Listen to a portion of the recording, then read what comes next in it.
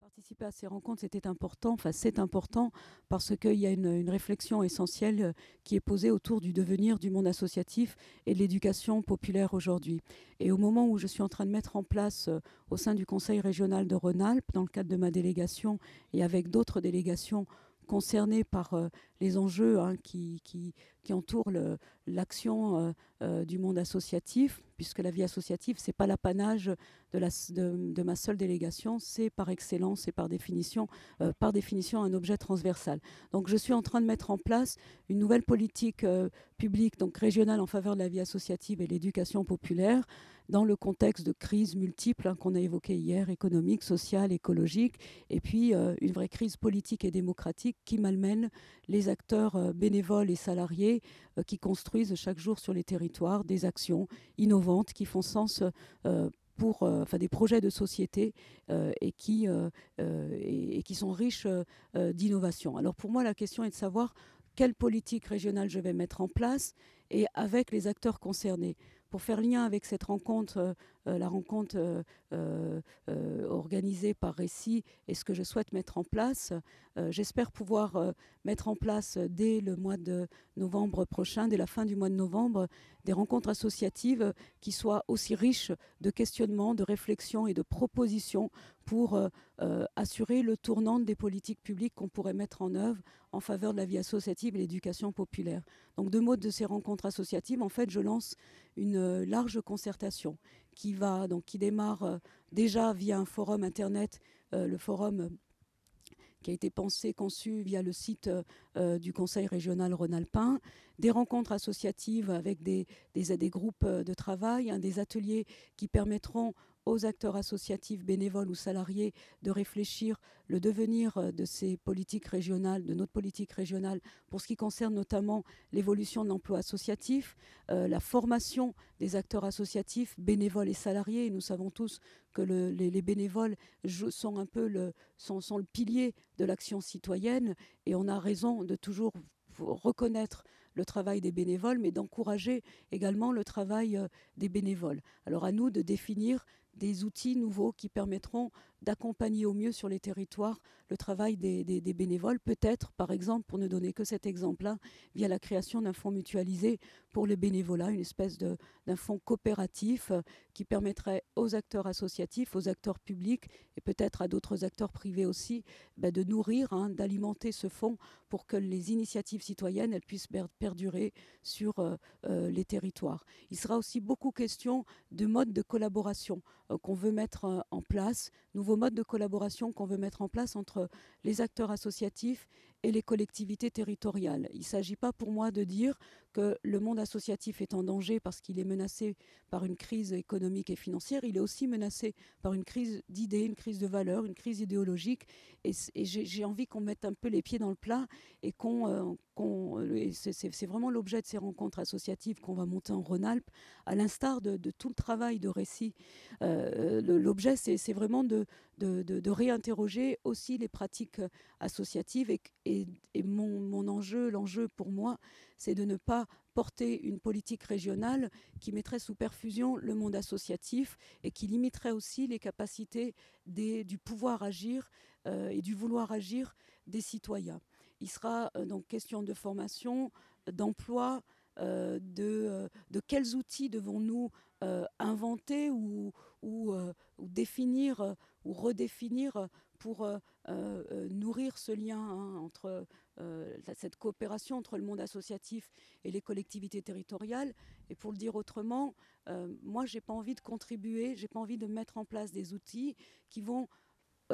contribuer à la mise à concurrence des associations. Alors je me suis déjà positionnée hier en disant que pour ce qui me concerne, il n'y aurait aucune relation, je ne veux instaurer aucune relation de marché public avec le monde associatif et aucune relation de délégation de services avec le monde associatif. Alors je veux plutôt aller dans le sens de l'appui d'une politique qui appuie, qui accompagne le monde associatif via l'appui au projet. des acteurs associatifs, c'est-à-dire mettre à disposition des moyens qui permettent aux acteurs associatifs de développer leurs projets. Il ne s'agit pas pour moi de définir à leur place ce sur quoi ils ont envie de travailler. Il me semble qu'une association, quand elle se constitue, elle a bien l'idée d'un projet associatif quelque part. Enfin, quand même, ça me paraît évident de dire ça. Et que pour ce qui me concerne, je n'ai pas à décider pour le monde associatif de ce sur quoi il devrait travailler. Donc, je voudrais arriver très rapidement, et j'ai une délibération cadre qui est attendue au mois de juin ou juillet 2011, et je voudrais tordre le cou à cette idée d'appel à projet et remplacer la notion d'appel à projet par appui à projet. Donc rencontres associatives qui vont voir le jour en Rhône-Alpes, un atelier citoyen également qui permettra aussi d'interroger des citoyens sur finalement la place, le rôle des associations dans la société aujourd'hui, et a fortiori aujourd'hui dans un contexte de crise, en étant persuadée, j'ai cette conviction-là, que les citoyens, ils ont plus que deux choses à dire sur comment se fabrique, comment vit une société, et la capacité aussi d'innover pour les habitants, les citoyens, qu'ils aient ou non le droit de vote au passage, d'innover et faire société au quotidien. Donc des questions importantes, des outils comme les rencontres associatives, un atelier citoyen et puis un forum régional qui est prévu au mi-mai 2011 en Rhône-Alpes et qui permettra de tirer les éléments d'expertise, les éléments déterminants qui finalement définiront les orientations majeures de la nouvelle politique régionale que nous souhaitons mettre en place pour réaffirmer notre soutien au monde associatif et l'éducation populaire. Et puis je terminerai là-dessus en disant deux mots de la démocratie participative. Vous l'avez compris, dans cet intitulé, il n'y a pas d'ovni, il n'y a pas d'intrus. Démocratie participative, vie associative, éducation populaire, c'est ce qui est au fondement, ce qui articule ces trois notions, c'est bien la notion d'engagement, d'expression citoyenne et de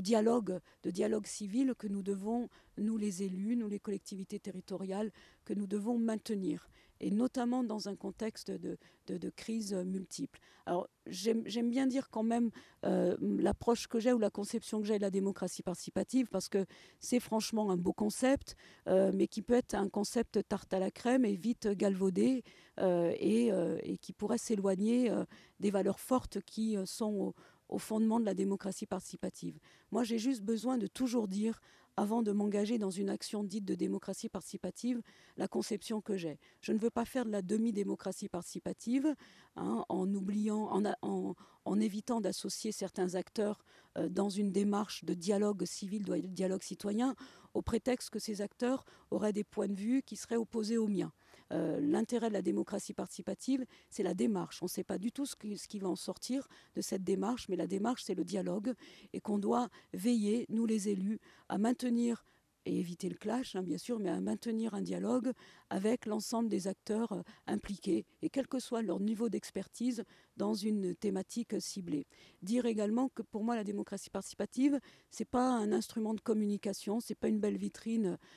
qui nous ferait dire qu'on est des ultra-démocrates, parce qu'on peut être de très mauvais démocrates, même si personne est en capacité de dire à mort la démocratie participative, ou alors il ne l'affirmerait pas tout haut. Mais je sais qu'aussi en France, certains instrumentent des élus, le politique est capable d'instrumenter la démocratie participative quand il la réduit à un instrument de communication, ou quand il l'inscrit dans des logiques de pacification ou d'instrumentalisation de questions sociales vives. Je termine là-dessus. La démarche, vraiment la démocratie participative, c'est d'abord mettre en œuvre, pour y répondre en tant qu'élu, je dois réfléchir les moyens qui permettront de maintenir au mieux la démarche de dialogue civil, dialogue citoyen,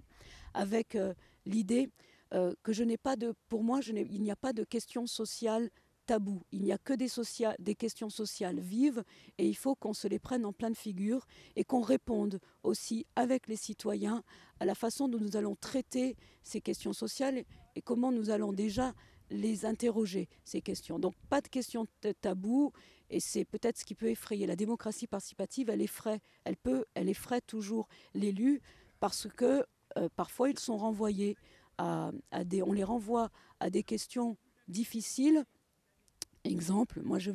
suis élue de la Loire, je viens de Saint-Étienne et je suis très concernée et intéressée par une réflexion sur la question de l'hébergement des Roms à Saint-Étienne et en Loire-Sud. Un bel exercice de démocratie participative avait été proposé aux élus locaux, aux élus de la ville de Saint-Étienne, pour mettre en place, et aux élus de la communauté d'agglomération qui est Saint-Étienne Métropole, pour mettre en place ni plus ni moins qu'un groupe de travail, autrement dit une démarche de dialogue avec services de l'État, acteurs associatifs, élus des différentes collectivités à différents niveaux territoriaux, avec aussi le niveau territorial qu'est la région. Et tout bêtement, je pensais naïvement que la vice-présidente en charge de la démocratie participative, elle pouvait encourager, initier cette démarche de dialogue et créer ce groupe de travail. Et j'ai vécu la triste réalité que même un vice-président en charge de la démocratie participative, il pouvait aussi ne pas arriver à désamorcer une situation. Et pour dire précisément les choses, on n'a pas pu, pour l'instant, on se bat encore aujourd'hui, on n'a pas pu conduire ce groupe de travail parce que ce groupe de travail concernait une question éminemment complexe et qu'on ne peut pas se suffire aujourd'hui à dire que la question des Roms, c'est d'abord l'Europe qui doit la régler, et a fortiori quand on a à peu près 300 personnes qui sont jetées à la rue dans les rues de Saint-Étienne et qui attendent désespérément que le politique tienne ses réponses, joue sa responsabilité politique pour s'engager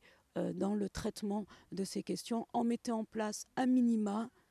un groupe de travail, de concertation, c'est-à-dire une démarche de dialogue pour qu'on puisse clairement faire débat et ensuite faire des propositions, parce qu'il est insupportable de croire aujourd'hui ou de se résigner à l'idée qu'on accepterait tous que des gens vivent comme ça dans les rues, et y compris des familles avec des enfants en bas âge, au prétexte qu'on serait sans solution pour eux. Et ça, je pense que un des gros enjeux de la démocratie participative, c'est peut-être, et tant pis si ça fait mal aux élus et aux politiques que nous sommes, mais c'est de se coltiner les vraies questions sociales là où elles se posent.